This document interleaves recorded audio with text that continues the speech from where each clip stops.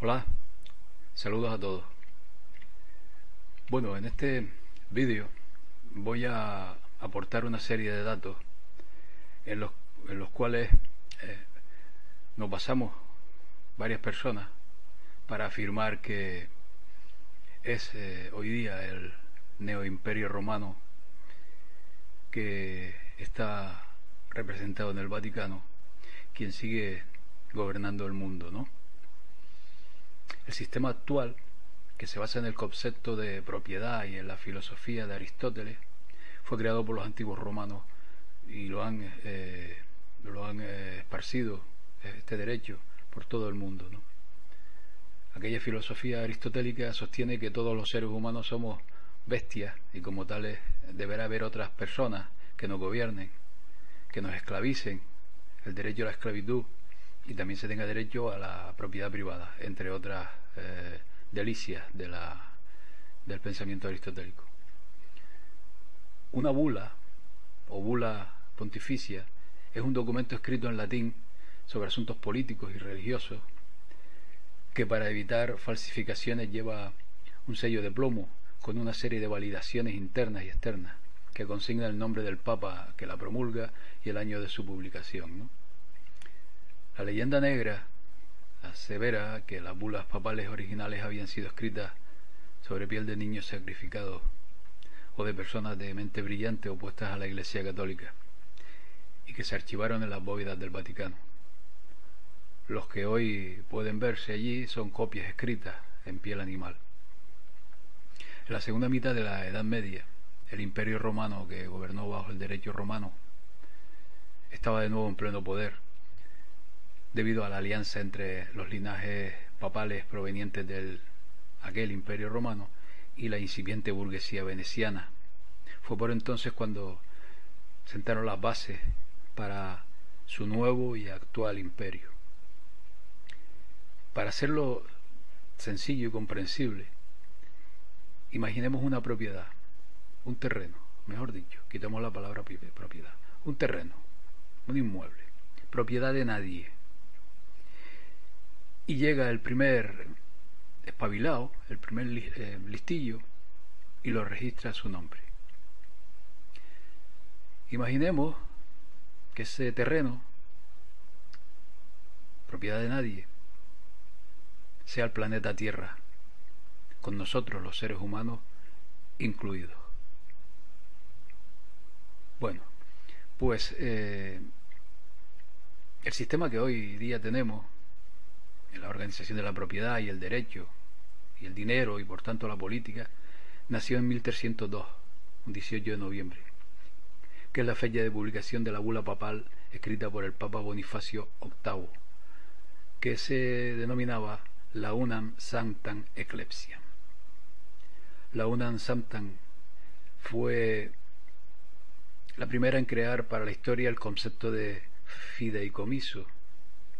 En ella el Papa afirma la absoluta supremacía del poder espiritual sobre el poder terrenal y termina por definir que es de absoluta necesidad para la salvación el estar sometido al pontífice romano, ¿no? Digamos que un fideicomiso es un contrato o convenio en virtud del cual uno o más personas, llamadas fideicomitente o también fiduciante, transmite bienes, cantidades de dinero o derechos presentes o futuros de su propiedad a otra persona. Esto determina el régimen de administración fiduciaria de la primera bula que hoy sigue vigente. Bonifacio VIII, en esta burbuja, afirma que Dios le había confiado todos los títulos y propiedades de la tierra al Vaticano. Es decir, Dios le dio en propiedad esa tierra que no era de nadie. El Vaticano, por lo tanto, designa al albacea, administrador y depositario beneficiario del sistema, de este sistema que vivimos hoy.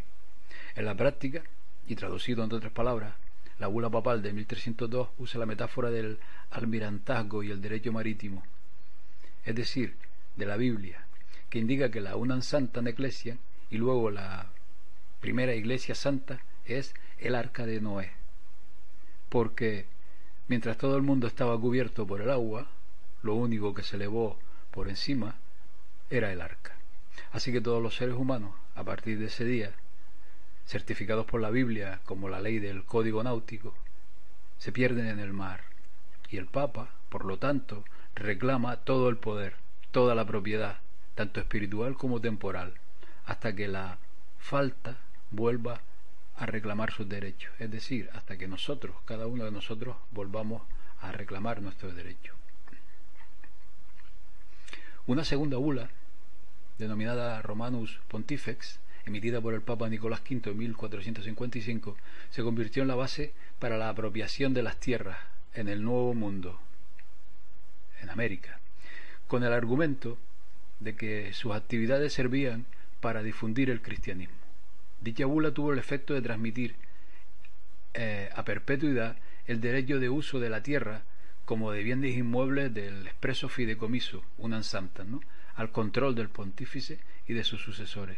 Por lo tanto, toda la tierra se reivindica como tierra de la corona. Esta primera corona representa el primer fideicomiso creado cuando un niño nace, cuando todos nosotros nacemos, privándonos de todos nuestros derechos naturales y derechos sobre la tierra en el nacimiento. Van captándolo. Un testamento en el que el artista es la curia romana, el administrador es el colegio cardenalicio y el beneficiario, esta vez es el rey, en los terrenos propiedad del Papa. Así que, en dos palabras, Dios le dio al mundo, el mundo al Papa, y el Papa da trozos de este mundo a los reyes. Una tercera bula, denominada Aeterni Regis, o del Rey Eterno, se publicó en 1481 por el Papa Sixto IV.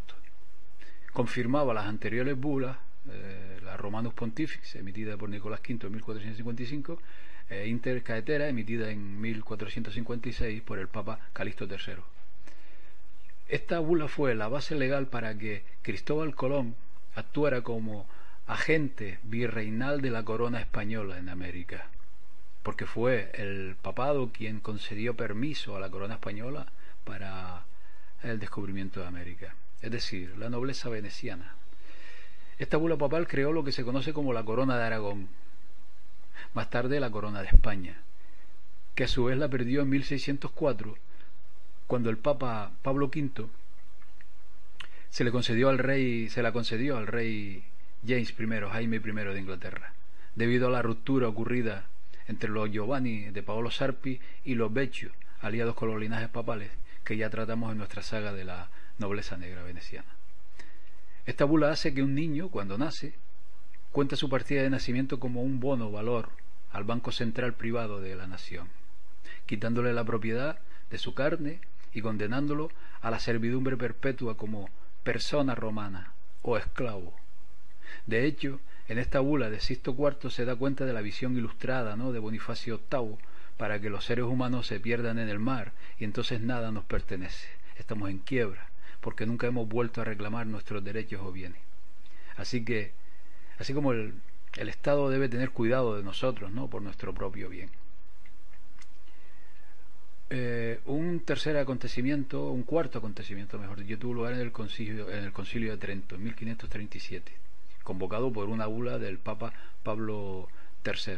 Este concilio representa un tercer acto testamentario y final de un fideicomiso creado para la reivindicación de todas las almas perdidas. Este tercer acto testamentario fue creado para cuando un niño es bautizado, ¿no?, siendo la concesión del certificado de bautismo por parte de la Iglesia el poder sobre el título del alma del bautizado. Así, sin título jurídico sobre la propia alma, un hombre o una mujer puede tener legalmente negado derecho a presentarse como una persona, pero pueden ser tratados como una criatura y cosa sin poseer legalmente un alma. Las leyes pontíficas además son obligatorias, incluso sin haber sido aceptadas o confirmadas por los gobernantes seculares, y por lo tanto cualquier ley nacional puede ser abolida en cualquier momento por el sumo pontífice. El Papa, el vicario de Cristo, reclama así la propiedad última de todo cuanto hay en el planeta Tierra. En 1540, Venecia ayudó a la creación de la primera ley para usar esta bula papal como la base de la autoridad eclesiástica de Enrique VIII. Esta corona fue concedida en secreto a Inglaterra para la recogida y la cosecha de las almas perdidas, ¿no? Desde entonces los colegios de abogados han sido responsables en la administración de la cosecha de las almas de los perdidos y condenados, incluyendo el registro y la recogida de los certificados de bautismo que representan las almas cooptadas por el Vaticano y almacenadas en su bóveda.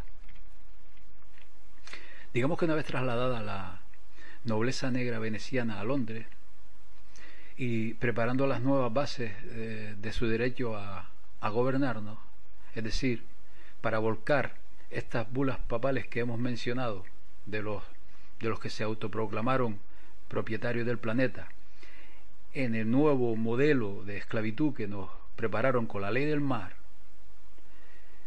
hubo una decisión que fue la Sestui Act de 1666 o ley KV Sesti, que fue aprobada por el Parlamento británico durante el incendio que consumió gran parte de la ciudad de Londres tras sufrir la peste negra.